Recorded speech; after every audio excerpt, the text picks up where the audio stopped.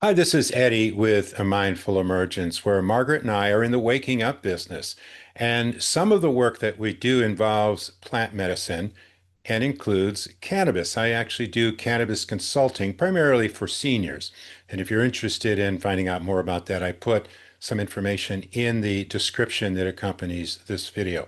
But let's talk about cannabis in anesthesia. And of course, I need to say right off the bat, I'm not medically trained. This is not medical advice. I am simply sharing some experience that I had, which honestly is a little embarrassing to share, but you might find of value to you, especially if you're like me, you're getting a little bit older and you either are already dealing with some medical stuff or you know that it's coming. Because let's face it, as we get older, as they say in the Buddhist tradition, we are of a nature to grow older, get sick, and die. Okay, that's the good news, right? So here's the deal. I did a whole video on how I use cannabis for pain management. You can find that, and it goes through details that I'm not going to cover here. But the reality of it is, I had surgery almost, in fact, it was exactly a month ago. And I had a period leading up to it where I had to wait a long time for the surgery, and I was using cannabis for pain management right up to very close to the surgery. I think probably a day or two before is when I stopped. And I was hitting it pretty heavy because there was a lot of pain that I was dealing with. Well, what I didn't know, and this is the embarrassing part, is that cannabis and anesthesia do not necessarily play well together. And I actually put a quote from the American College of Surgeons in the description, which is one of countless resources that you can use to talk about this. So, my prevailing message is if you think you're going to be facing any kind of surgery, any kind of procedure that involves anesthesia, you need to educate yourself, please. Here's what happened. So I went into the surgery, and the surgery went fine.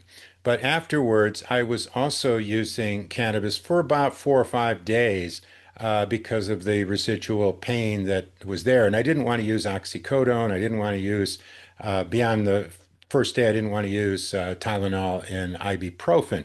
And I couldn't smoke, so I used some tinctures and some edibles, and it really helped. But I had two issues that seemed to affect me afterwards. And I was really, really struggling. In fact, a little over a week later, I almost passed out in another doctor's office on a regular annual checkup. And it happened to be a dermatologist said to me, Eddie, you should contact your primary doctor and have him, actually, it's a her, contact the anesthesiologist and see if they noticed anything unique because I was really struggling and what I was going through did not seem consistent with what I should be experiencing at that point in my recovery. Now, it turned out because the way the system works here, I never got any feedback, even though I requested that information.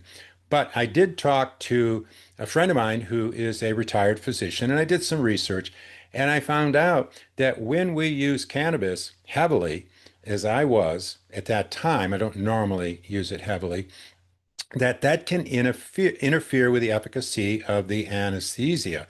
It doesn't seem to actually put you at severe risk of like dying or anything, but it can really affect you. And I can tell you, I struggled afterwards.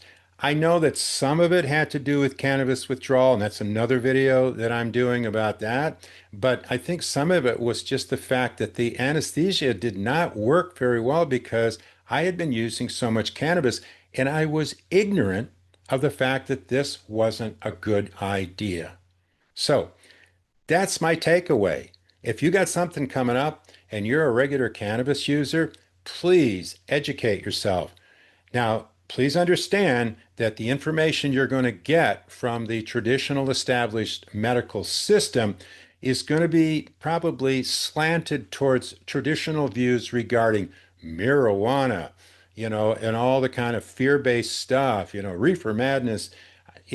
These professionals, medical professionals, this is not part of the training. And I'm very open in talking with any medical provider that I have about the fact that I do use cannabis periodically.